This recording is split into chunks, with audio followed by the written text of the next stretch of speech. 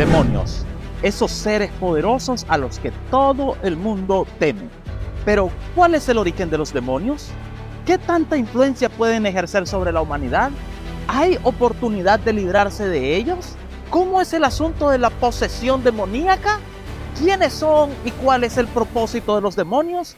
Quédate hasta el final del video y a la luz de las escrituras entenderás todo lo referente a los demonios.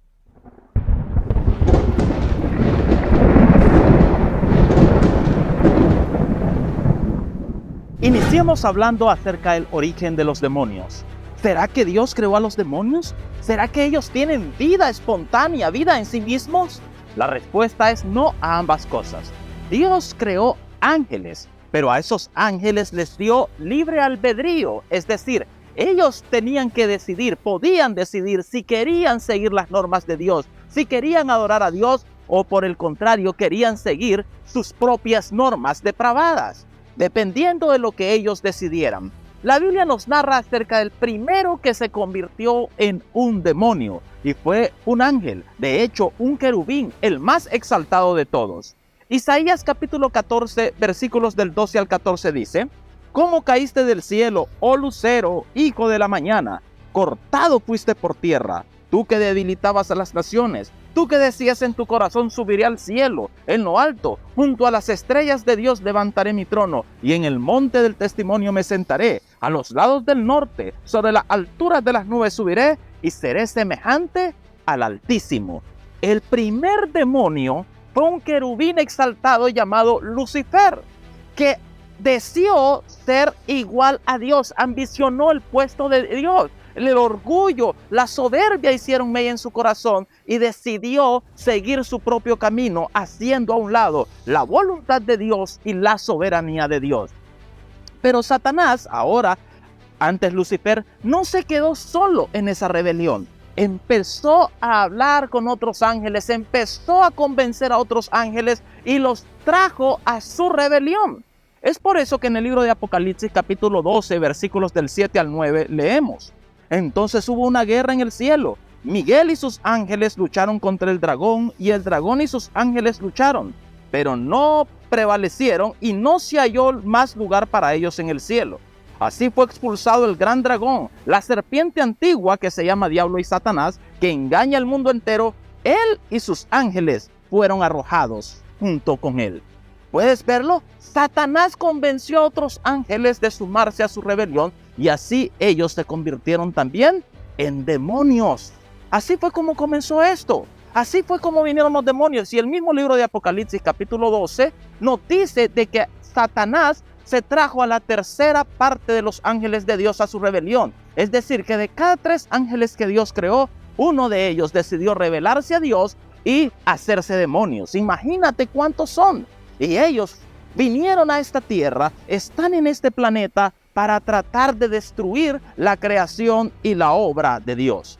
En los ángeles hay jerarquías, como ya lo leíamos en un estudio anterior. También ya estudiamos acerca del arcángel Miguel y ya hicimos un video acerca de esto. Pero así como en los ángeles hay jerarquías, también en los demonios. Y el principal de todos los demonios es Satanás. En el libro de Mateo, en el capítulo 9, en el versículo 34, se dice, pero los fariseos lo decían erróneamente acerca de Jesús, pero los fariseos decían: por el príncipe de los demonios, echa fuera a los demonios. Es decir, hay un príncipe de todos ellos, que fue el primero, Lucifer, ahora convertido en Satanás. Pero ¿cuál es la naturaleza de los demonios y cuál es su propósito? Los demonios, al ser ángeles, aunque ángeles caídos, son espíritu, no tienen la misma sustancia, por así decirlo, de la cual estamos hechos los seres humanos. Son de un material distinto, son de una sustancia distinta, son espíritu. Y su principal objetivo es oponerse a Dios, destruir las obras de Dios. Su principal objetivo es que tú y yo nunca estemos en plena comunión con Dios. Por eso nos dice el apóstol Pedro en su primera carta, capítulo 5, verso 8, Sed sobrios y velad, porque vuestro adversario el diablo, como león rugiente, anda buscando a quien devorar. Eso es lo que quieren los demonios, destruirte. Y para destruirte, ellos encienden las luces de este mundo para cegarte y que no vengas a una comunión plena con Dios. Te engañan de todas las formas. Mira lo que escribe el apóstol Pablo en la segunda carta a los Corintios, capítulo 11, versículos 14 y 15. Y no es maravilla, porque el mismo Satanás se disfraza como ángel de luz. Así que no es extraño si también sus ministros se disfrazan como ministros de justicia, cuyo fin será conforme a sus obras. El diablo tiene como principal arma el engaño. El diablo te hace creer que todo aquello que Dios te ha dicho que no está bien para tu vida, que ahí encontrarás la felicidad, dice el diablo, en oponerte a Dios, en el pecado, en la transgresión. Y así te aleja más y más de Dios y te acerca más a la destrucción. Eso es lo que hacen los demonios. Y podemos ver la influencia de los demonios en el mundo, en las guerras, en la destrucción, en el odio, en las familias destruidas. Los demonios están detrás de esto. La gente cree que es aquel o el otro el que le hizo daño y no pueden ver la influencia de los demonios actuando detrás de todas estas acciones, puesto que ellos lo hacen de manera escondida, de manera solapada, pero ellos están detrás de toda la destrucción. Pero nosotros podemos encontrar distintas formas en las que los demonios pueden atacar. Una de ellas es cuando te causan daño, cuando traen tribulación. El libro de Job, cuando tú lo lees, te das cuenta de esto. Los demonios pueden traer destrucción de parte de la naturaleza. Dice el texto bíblico en Job, puedes leerlo, que cuando los hijos de Job estaban juntos en una casa, el diablo hizo que vinieran vientos y golpearan la casa y la tumbaran. También podemos ver de que los demonios, que sí tienen poder, claro que lo tienen, pueden venir y hacer que la destrucción caiga sobre tus bienes. Eso hicieron con Job. Hicieron de que su economía quedara completamente destruida. Esto no quiere decir que todo aquel que tiene problemas económicos es por la influencia de los demonios, pero ellos pueden hacerlo. También la Biblia nos dice que ellos pueden enfermar, como pasó con Job. En el Job 2 vemos cómo el diablo lo enfermó en todo el cuerpo. Los demonios muchas veces son quienes causan estas enfermedades y no lo vemos. ¿Por qué? Porque ellos actúan siempre a escondidas. Otra forma en la que los demonios atacan es a través de las tentaciones. Los demonios constantemente están tentando a todos los seres humanos para que vayamos contra la voluntad de Dios, para que pequemos, para que ofendamos a Dios y así, lejos de Dios, porque el pecado nos separa de Dios, como dice Isaías 59:2, así lejos de Dios no tengamos ninguna defensa ante los engaños de ellos. Pero hay otras formas en las que los demonios pueden afectar y una de ellas es el tormento demoníaco. Vamos a ver un ejemplo en el Evangelio de Lucas capítulo 9, versículos del 38 al 42, leemos: Y he aquí un hombre de la multitud clamó diciendo: Maestro, te ruego que veas a mi hijo, pues es el único que tengo. Y sucede que un espíritu le toma de repente, da voces y le sacude con violencia y le hace echar espuma y estropeándole, a duras penas se aparta de él. Y rogué a tus discípulos que le echasen fuera y no pudieron. Respondiendo Jesús dijo: Oh generación incrédula y perversa, ¿hasta cuándo he de estar con vosotros y os he de soportar? Trae acá a tu hijo. Y mientras se acercaba el muchacho, el demonio lo derribó y le sacudió con violencia. Pero Jesús reprendió al espíritu inmundo y sanó al muchacho y se lo devolvió a su padre. Este es el tormento demoníaco. Este joven no estaba bajo la completa posesión demoníaca, sino que este demonio venía en ocasiones a él, lo atacaba, hacía que se tirara al suelo, lo golpeaba, lo echaba al fuego, lo echaba al agua. Vemos que no era un constante, que no eran 24 horas al día, sino algo que sucedía de forma regular, pero no todo el tiempo. Este es el tormento demoníaco. Nosotros podemos caer dentro del tormento demoníaco cuando nos alejamos de Dios. Podemos ser víctimas de esto cuando nos alejamos de Dios por el pecado y empezamos a jugar con las manifestaciones demoníacas, acercándonos a eventos, a cosas que vemos, a cosas que escuchamos, a distintas cosas que podemos hacer y nos acercamos a los demonios y poco a poco ellos van tomando control de nosotros. La segunda es muy conocida y es la posesión demoníaca. De estas hablan mucho y muchas personas temen de esto. Veamos un ejemplo, Evangelio de Marcos, capítulo 5, versículos del 2 al 5. Y cuando salió él de la barca, Jesús, Enseguida vino a su encuentro de los sepulcros un hombre con un espíritu inmundo, que tenía su morada en los sepulcros y nadie podía atarle, ni aun con cadenas, porque muchas veces había sido atado con grillos y cadenas, mas las cadenas habían sido hechas pedazos por él y desmenuzados los grillos, y nadie le podía dominar. Y siempre de día y de noche andaba dando voces en los montes y en los sepulcros e hiriéndose con piedras. Jesús, alabado sea su nombre, liberó a este endemoniado. Pero ¿cuál es la situación del endemoniado? El endemoniado todo el tiempo el que está poseído por el demonio, todo el tiempo está bajo el control del demonio. Tiene una fuerza sobrenatural, sobrehumana. ¿Por qué? Porque es la fuerza de los demonios actuando. No tiene ningún tipo de control sobre su propio cuerpo, sobre sus propias palabras. De hecho, el relato sigue diciendo que cuando éste quiso hablar y acercarse a Jesús, fueron los demonios los que hablaron. Y esto es una de las cosas más terribles que le puede pasar al ser humano. Esto sucede siempre porque por el pecado nos alejamos de Dios y dejamos que la influencia demoníaca vaya teniendo efecto en nosotros. Una vez más, descuidando lo que vemos, lo que escuchamos, los lugares a los que vamos y con qué cosas nos relacionamos que están poseídas, que están tomadas bajo el control de los demonios. Debemos tener mucho cuidado con todo esto porque se vuelven portales. El pecado más estos portales le dan oportunidad al demonio de tomar control total de nosotros. Y no necesariamente un demonio. Si lees todo el relato que acabamos de leer, podemos darnos cuenta de que efectivamente no era uno, sino muchos demonios los que habitaban a él. Cuando Jesús le pregunta quién eres, le dijo, pues me llamo Legión porque somos muchos.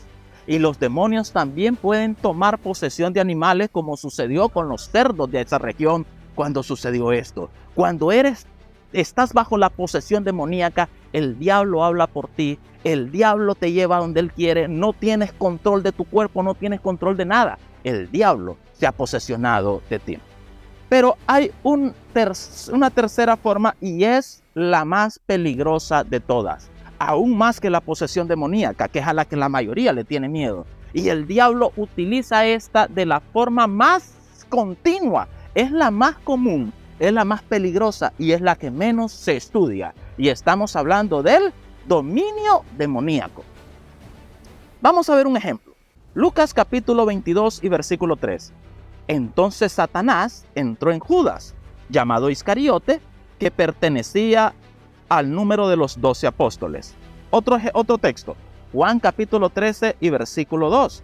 Y durante la cena, como ya el diablo había puesto en el corazón de Judas Iscariote, hijo de Simón, el que lo entregara. ¿Notas esto? Judas actuaba normal.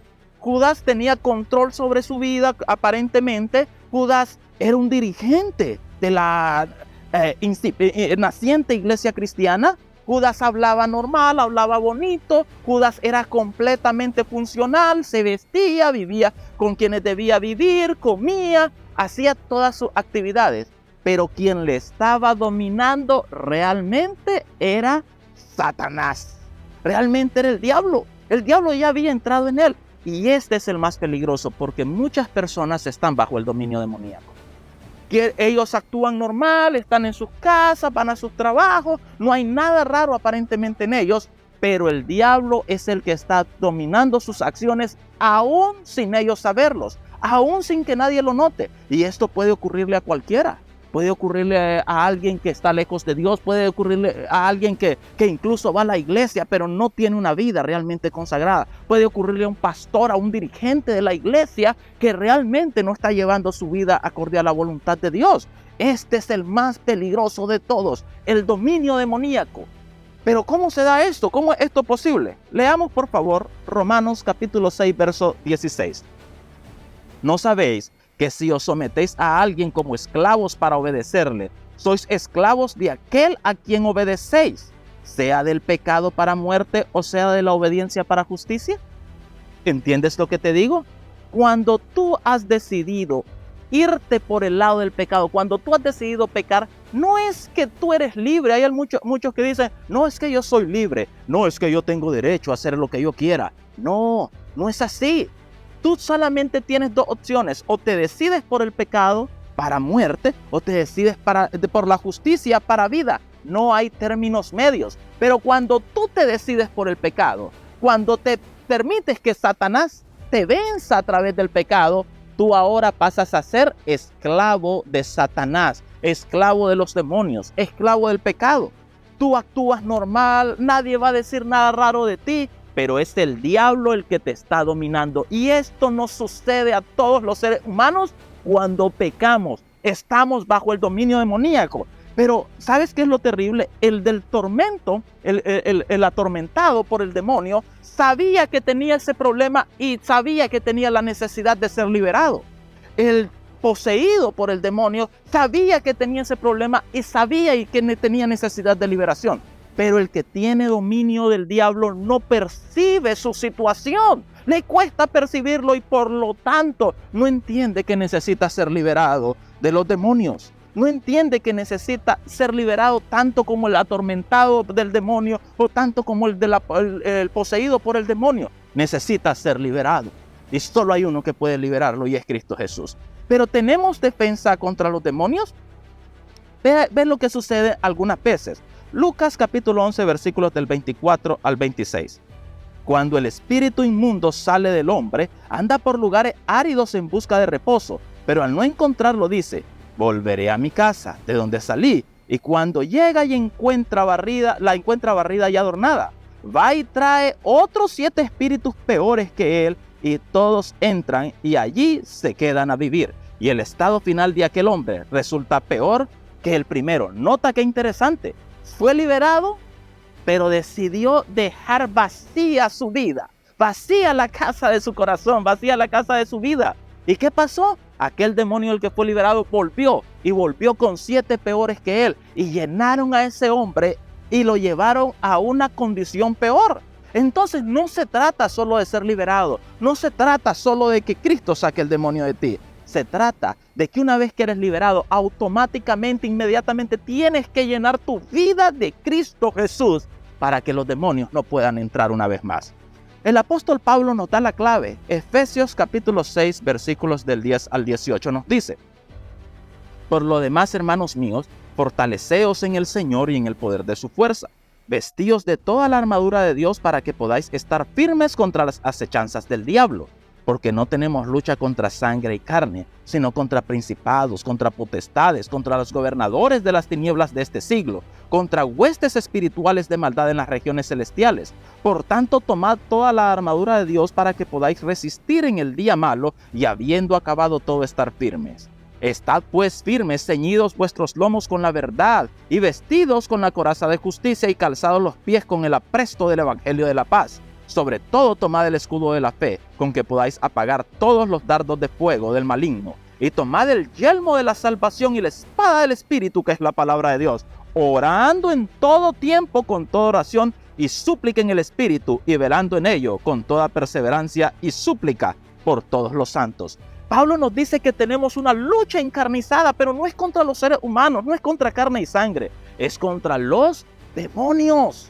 Y solo hay una forma de vencer y es tomando la armadura de Dios, que incluye la salvación que Cristo te da en la cruz, que incluye la justicia de Cristo por su vida perfecta, que incluye la verdad, que incluye el Espíritu de Dios, que incluye Cristo es la verdad también, pero que incluye algunas cosas que tú debes hacer, como son orar, leer la palabra de Dios cada día y hablarles a otros de Cristo Jesús.